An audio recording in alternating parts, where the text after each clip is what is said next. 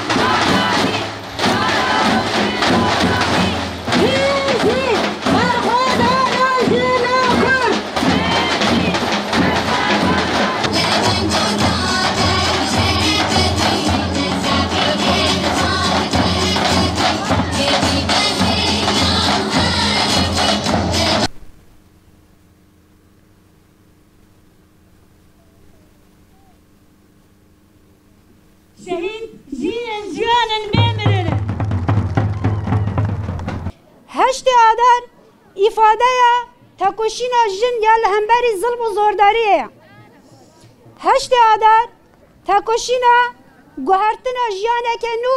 پیوان راست جیان کرلنا. هشت آدار هلوستا جنان یا لهمبری هشمندی دستلاداریه یا کد بجا جن نکاره جن عقل جن بچوک دبینه. جبو وینا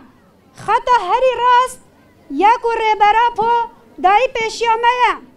به فکر و فلسفه ریبرتی کو ایرو ام ریخستری آوادی کن ارتش جن آوادی کن بویر ام زانستا جن پیش تخینن با آزادی جن جان آزادی کو ایرو وکی چاره سریا آزادی لطوای جهان بویا چافکانی حس و جسارت ام ایرو دبینن لطوای جهان اف بلاف بویا و هر کس جوی جسارت و هزه دیگره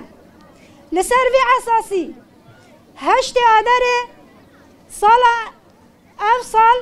به هیجان و روحه که پر جدا به پیروز کرن به پیام ریبرتی یا جبو جن کد بیجا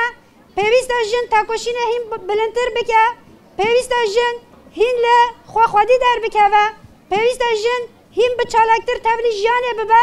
بگمان بارو ارکو برپسرتی ما هین مزنتر دیگه و هین ارک ما مزنتر دیگه لسر وی بنگه هی ام جاره کندن دبیجن ام دیندار ریبرا پونه ام تاکوشین ایرو ما دست خستی ام دیندار ریبرا پونه لسر وی اساسی ام جاره کند دبیجن جشن هشت آداره لطوای جنن جهان پیروز